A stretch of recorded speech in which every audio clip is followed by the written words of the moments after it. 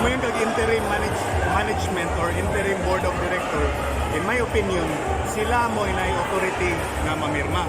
Kay sila man mo board of directors karon, o sila mo GM. Mo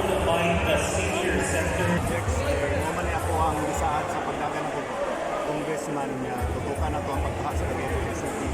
So dagan kayo. And kung atong hinumduman si mention sa president sa yang zona, special mention na po ng Cagayan City.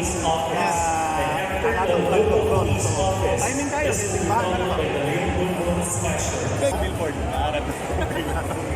Flood control projects na itong hundreds of millions per year.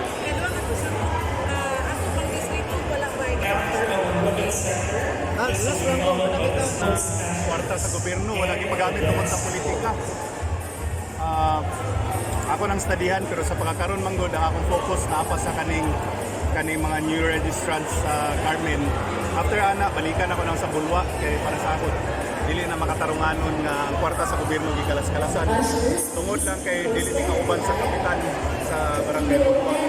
Kay dili man ang para sa kuha, dili man ako yung gamit ana. Katawan man sa barangay Bulwa o sa mga lumulupyo sa kanang mga adjacent barangay sa mga gamit ana, dili man ako. Sila government property, government resources ang gigamit ana.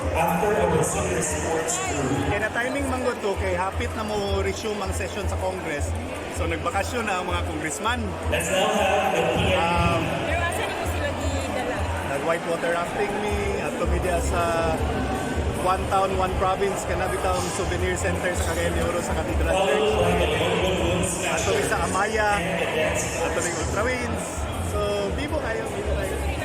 Ilang reaction? Ay, ato ba rin sa Alagang Tingog Center o namin iapilan na payout sa Barangay Mambuaya. So, wapo kayo, lingaw kayo sila, dagan sila na-learn. Subo lang naging kayo, kaya tuluro mi ka po. Na timing mangod nga kanang bakasyon nila, kita din, taga-bakasyon. So, kita